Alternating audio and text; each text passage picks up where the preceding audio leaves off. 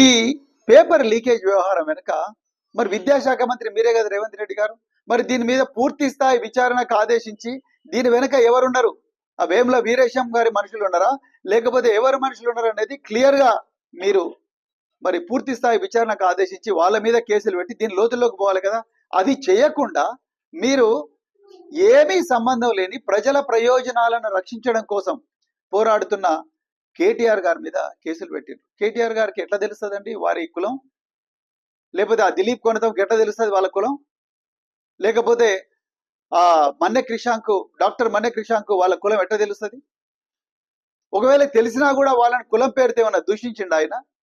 ఆ విద్యార్థుల్లో కూడా ఎస్సీ ఎస్టీ విద్యార్థులు ఉన్నారు కదా, మరి వాళ్ళ ప్రయోజనాల గురించి కూడా కొట్లాడుతున్నారు కదా.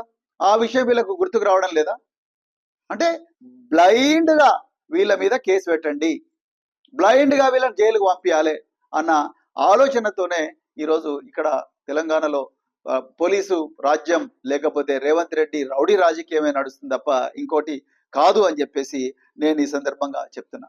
ఇలా మరి కేటీఆర్ గారు చేసిన తప్పేంది? అసెంబ్లీ వేదికగా ఈరోజు తెలంగాణ ప్రభుత్వం కమిషన్ల సర్కారు నడిపిస్తా ఉన్నదని అడగడం తప్ప, లగచర్ల రైతుల గురించి పోరాడడం తప్ప, లేకపోతే ఎస్సీ విద్యార్థులకు స్టడీ సర్కిల్స్ లో అన్యాయం జరుగుతున్న విషయాన్ని గురించి మాట్లాడడం తప్ప, గురుకులాల్లో ఇప్పటి వరకు ఎస్సీ గురుకులాలు ఎస్టీ గురుకులాల్లో 84 మంది విద్యార్థులు చనిపోయినారు. వాళ్ళ ప్రాణాలను కాపాడడం కోసం మాట్లాడడం తప్ప,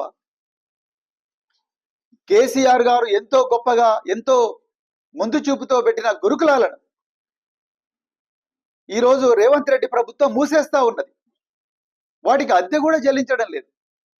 మరి వాటి గురించి మాట్లాడడం తప్ప అది అట్రాసిటీ అవుతుందా? విద్యార్థుల భవిష్యత్తు గురించి మాట్లాడడం అట్రాసిటీ అవుతుందా? లేకపోతే ఈ గూడుపుటాని ఈ మాఫియా గ్యాంగ్ ఏదైతే పేపర్ లీక్ చేసిందో వాళ్లకు అక్కడ స్థానిక ఎమ్మెల్యే స్థానిక కాంగ్రెస్ నాయకులకు ఉన్న సంబంధాలను ప్రజలకు చెప్పడం ఏ విధంగా అట్రాసిటీ అవుతుంది? ఒక్కసారి తెలంగాణ ప్రజలు ఆలోచించాలి. ఇక నిజంగా ఎవరి మీద ఎస్సీ ఎస్టీ కేసులు పెట్టాలి, అది దాని మీద కొంత చర్చ జరగాలి. తెలంగాణలో ఎవరి మీద ఎస్సీ ఎస్టీ కేసులు పెట్టాలి?